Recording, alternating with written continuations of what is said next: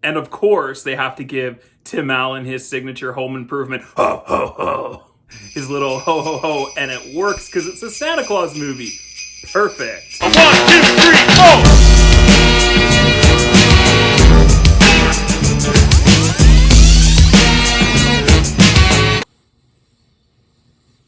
Smells like a Disney film. You better watch out. You better not cry. You better not pout. I'm telling you why. Santa Claus is coming to town. But he doesn't have a beard. And he's not fat. And he's Tim the Toolman Taylor.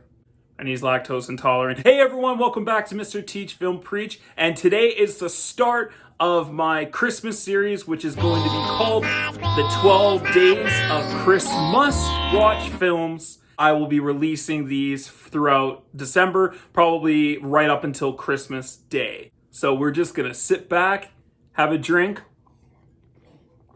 and we're going to discuss some Christmas holiday films. So these are going to be films that I personally love, or I think that are the best kind of Christmas movies to watch. And I come back every year and I rewatch these. These are some of my favorite Christmas or holiday films. I love Christmas. It's one of my favorite holidays of the year, if not my favorite. I've always had such a great Christmas mornings and Christmas celebrations with my family and friends. I love the festivities. I love the lights. I love the decorations. It's always just been a real big part of my childhood and as my adult life as well. There can be a wide variety of these films, like any genre. You know, if you look at the horror genre, you can have scary suspense films, frightening thrillers, slashers, horror comedies, or comedies that are horror flicks. You can have satires, poltergeist films. You can have haunting films or scary monsters. And just like for horror movies, it's like that for Christmas. You can have movies that range from Disney comedies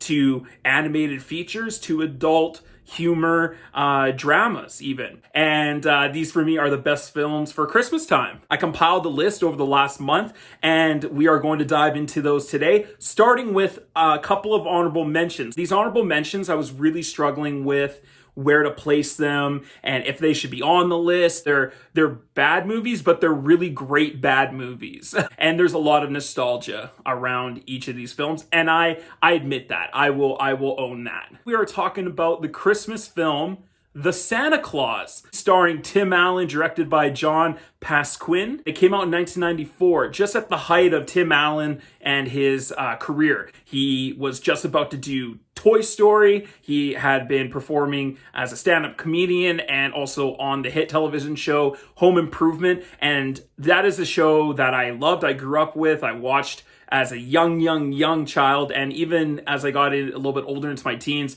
I would go back and rewatch some of them and see the reruns on television, and I love that show. Really great as that character, Tim the Toolman Taylor. And they transferred that character over into Scott Calvin for this film, The Santa Claus.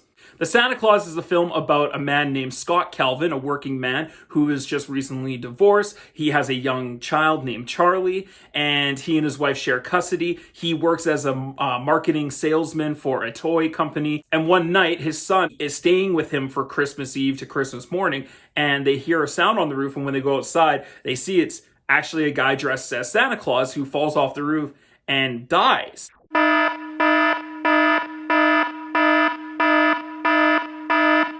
And it's the real Santa Claus. Santa! You killed him! Did not. Scott Calvin is skeptical, but he finds a card that says, If something should happen to me, put on my suit, the reindeer will know what to do. Yeah, right. and basically takes on the task and role and responsibility of being Santa Claus for the night. So when he accepted the card and he put on the suit and he got in the sleigh, that was him accepting the contract to become the new Santa Claus. And it even says in the fine print, they have to put it up under the microscope, clause, as in a clause in a contract. And that's the beginning of the film. This film is really a Disney film. I mean, you watch it from beginning to end, and you don't even need to have Disney logo in it at all, and you just know it's a Disney film. The look of it, the feel of it, the magic of it, the laughter, the atmosphere, the lightheartedness, the sarcasm with a bunch of heartwarming moments. And even though Disney had a strong stance against hiring ex-cons or people who have been convicted of crimes, they made an exception for Tim Allen. But besides that, he is a really funny comedian. He's really great on his show Home Improvement. John Pasquin is also the director of The Santa Claus and Miss Congeniality. And so this director took Tim Allen from Home Improvement and put him in a Christmas movie. This character is very much Tim the Toolman Taylor, especially for the first half of the film, when Scott Calvin is really showing like who he is. He's very cynical, he's very sarcastic. He's kind of a negative guy, but he's got a lot of humor to him. But he's got a strained relationship with his son and a very, very clashing relationship with his ex-wife. What's great about this film is Tim Allen. He makes this film. Without Tim Allen's performance, this film wouldn't be quite as good. And they knew that, and they allowed him to ad-lib a bunch of lines. There's tons of Home Improvement references throughout this film. He literally does the ho, ho, ho. He does the kind of ho and grunt from the actual show when he's being Santa Claus on the first time around. And there's some great moments with the fire extinguisher. You know, that's why it's always great to have a good quality fire extinguisher around. Very Tim the Toolman Taylor. And that's okay. It was fine that they took that character and just kind of put him as Scott Calvin. It worked for the film. Did extremely well. Very successful. It's got 2 sequels for sure. That being said, this movie is really dependent on Tim Allen's performance. And he's great. He's very funny as Scott Calvin. He's very sarcastic. He's hilarious. He's over the top and ridiculous, but you know, you like him. You really side with him at points, and you see his struggle with his family life with his ex-wife and his son, and how that's strained, and how actually this crazy night where he can't even believe it himself because he's so skeptical about Christmas and Santa Claus and everything, that you know, this crazy night of going to the North Pole and becoming Santa Claus for the evening has actually brought him and his son together. So he loves it and enjoys it, but at the same time, he can't really believe it. And that's what this film is really about. They even say it multiple times throughout this film. Seeing isn't believing. Believing is seeing. And that's kind of the theme of this whole story. It's really lighthearted. It's a Disney film. It's a kid's Disney film. A lot of it is set at the North Pole, especially the first 30 minutes. Really is just the setup between him and his son, and then him going out as Santa for the first time. The rest of the film is a little bit different, where it deals with him actually transforming physically and mentally and spiritually into Santa Claus. He becomes less and less like himself at the beginning of the film and more like the idea of Santa Claus as the film progresses, as he physically changes, he emotionally changes, he matures, but he still has his spunky, sparky attitude. Something that this film does great is mixes the humor well with the warm-heartedness, and that's exactly what a Christmas film, and especially a Disney Christmas film, really should be. Some really funny, great lines. Some adult lines, too, that as a kid totally go over your head, but as adults you watch it, you're like, oh snap. The bond between Scott Calvin and his son Charlie is really great in this film. Those two actors play off each other really well and have a nice chemistry on screen.